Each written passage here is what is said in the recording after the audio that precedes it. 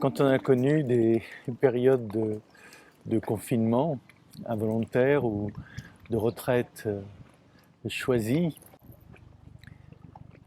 on est content d'entendre le clapotis des vagues.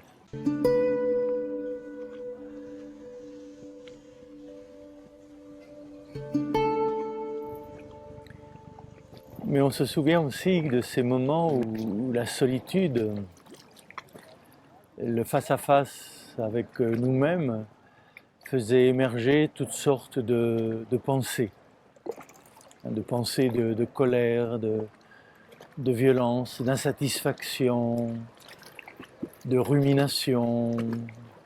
Enfin, toutes ces pensées qui sont un peu aujourd'hui à l'origine de nombreux comportements.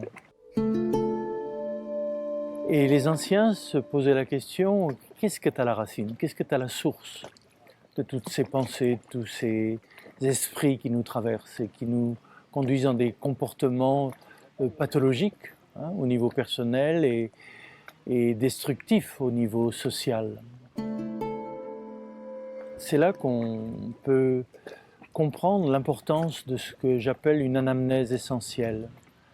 C'est-à-dire non seulement nous souvenir des traumatismes de notre petite enfance à l'origine d'un certain nombre de troubles ou de maladies, les mémoires à l'origine d'un comportement psychologique plus ou moins aberrant, mais d'aller aussi plus profond vers ce lieu de nous-mêmes de paix et de calme qui nous permet de relativiser, de remettre à leur place toutes ces pensées.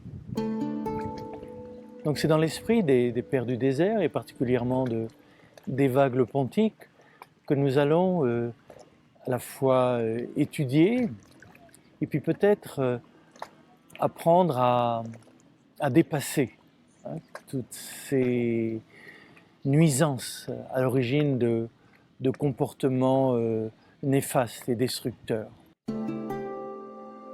Les trois grandes étapes de l'anamnèse essentielle, c'est d'abord l'anepsis, c'est-à-dire la pleine conscience, l'attention, l'observation sans jugement de ce qui nous anime, des pathologies qui nous font souffrir.